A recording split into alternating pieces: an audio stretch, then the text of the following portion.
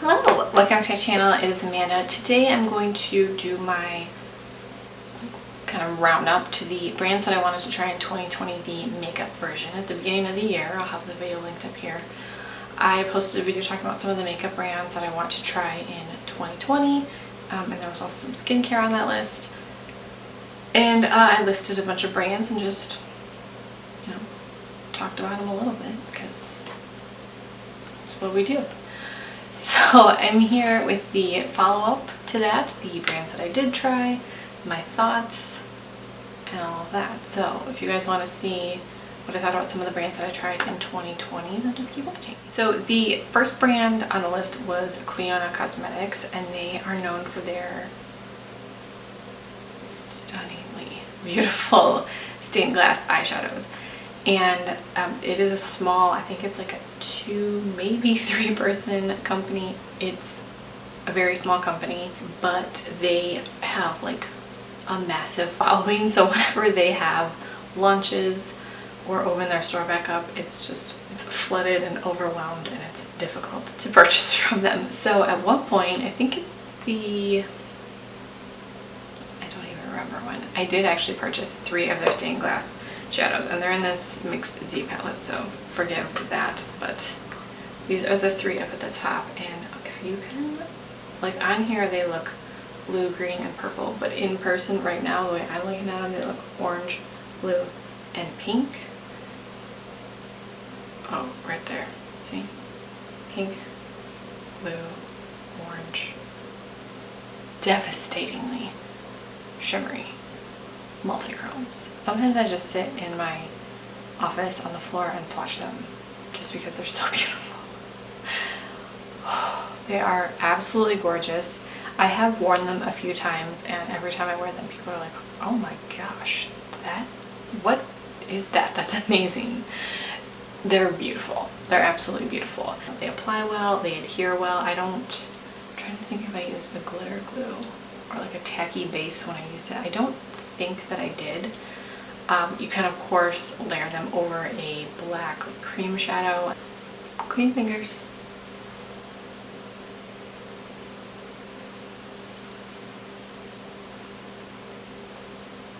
They are buttery soft. You barely have to touch them. Oh my gosh.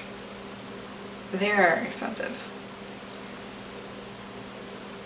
They are so beautiful. I don't regret these. Okay, so this first, we'll go with this. This one is called Crown Glass, and this one shifts like a purple to blue to purple. And then like 1,000 other things. This is trefoil, and this looks green, and then sort of yellowy, and then blue. And this last one is called Gothic, and this is like purple to orange, but not just like, oh, it's purple to orange. It's stunning. It's so beautiful. I'm so glad I own these just to look at them. I'm just kidding. I need to use them more, but I kind of don't want to. The next brand that was on my list was Chaos Makeup, and I did not purchase anything from Chaos Makeup. They have also really super shifty multi-chromes. I didn't try anything. The next brand on my list was Sydney Grace, who I feel like Sydney Grace had a year. I feel like this was their year. I feel like I heard a lot more people talking about Sydney Grace than before. Maybe I'm wrong. I did actually purchase some stuff from Sydney Grace. They do a Christmas in July sale every year, and I think they do it for a week, and there's a different special each day. The day that I purchased, I can't remember the exact thing, but basically I purchased these shadows, and then I got all of these on the perimeter for free. So this pink one is a bundle, this green is a bundle, and then these were all the free shadows I got. They are beautiful. They're wonderful. I love how they look. They blend nicely. The shimmers are very shimmery. The mattes are very blendable and pigmented. They're not patchy. They're lovely. The next brand on my list was Makeup Geek, and initially I was going to be purchasing Makeup Geek at Target because they were coming to Target.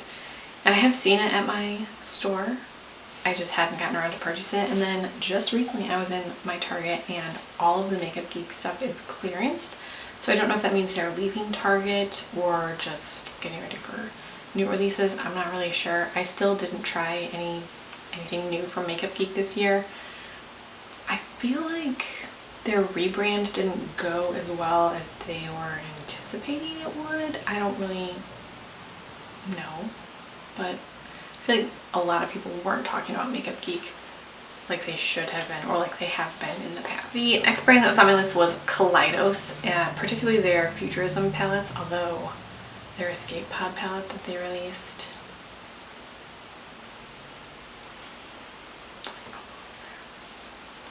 And I did purchase 2 from the brand.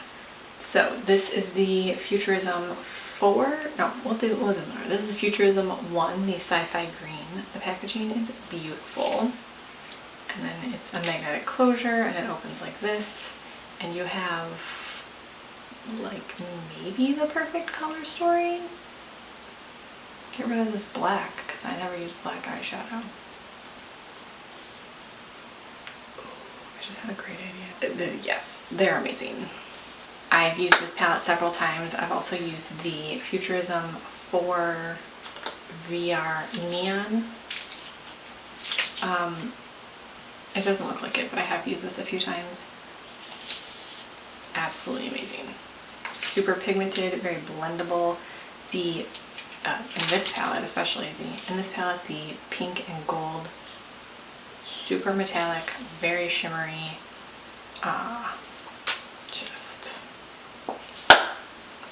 Just really lovely. I really want the Escape Pod palette. The next brand on my list was Aether Beauty, and this is a brand that sold at Sephora. I did try one shadow from this brand that was in a Sephora kit, and I can't remember what the kit was called.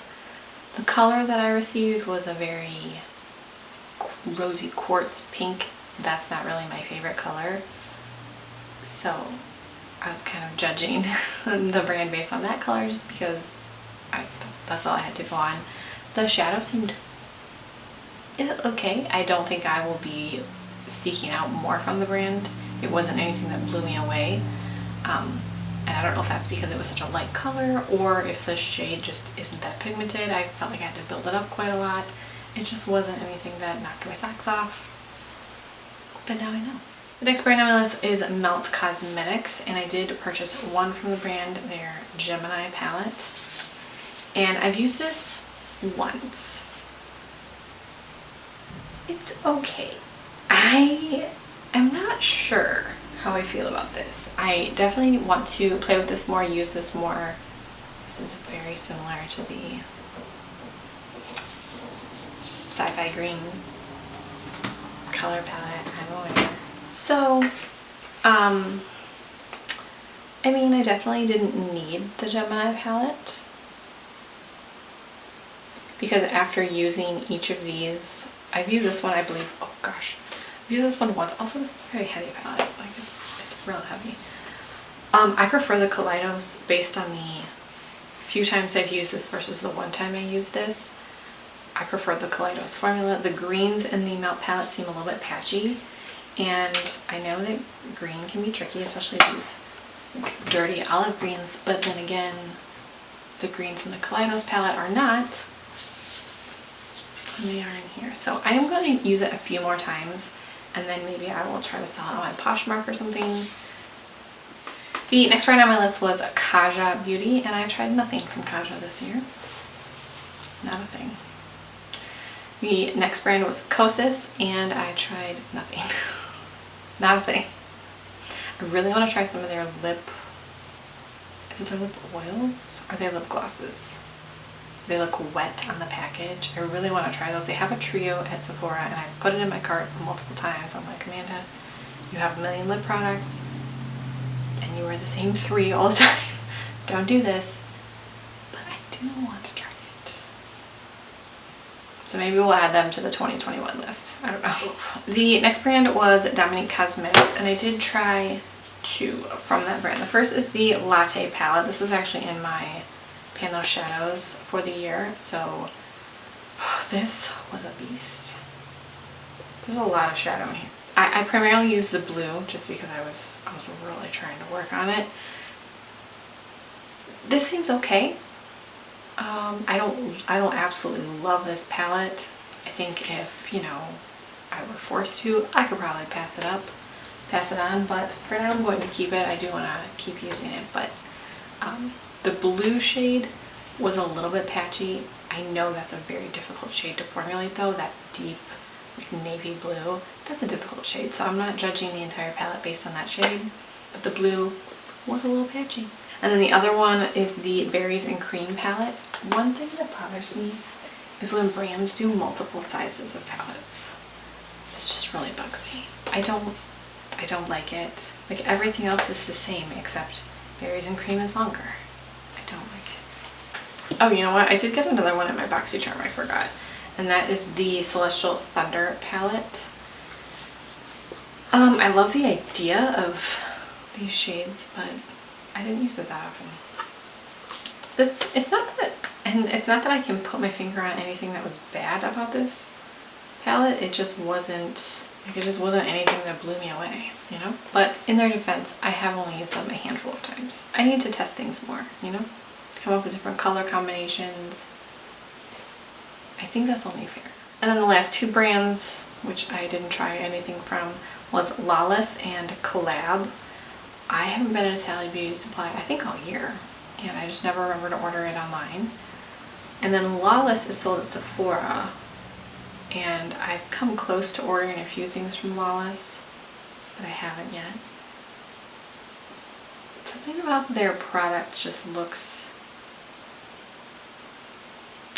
I think the packaging is very like simplistic, and so it makes it look a little more classic. And so it's just like appealing to look at, but I haven't tried anything from either brand. So, well, I haven't tried anything from Lawless, and then I didn't try anything more from Collab because I do have one palette from Collab that I love, but I wanted to try some more. So maybe we'll add those to 2021 too. And then for skincare, there were 4 brands on here, and I tried nothing from any of them. Belief, Glow Recipe, Innisfree, and Menage. Didn't try a thing from any of them. I mean, to be fair, 2020 kind of, you know, stuff started hitting the fan, so that's my excuse. Did you guys have any new brands that you wanted to try in 2020? And if so, did you try anything from those brands? Let me know. Do you want to see the 2021 version of this? I won't film it if you don't want to see it, but it's a nice goal for the year, I guess. Thank you guys so much for watching, and subscribe if you haven't already, and I will talk to you in my next video.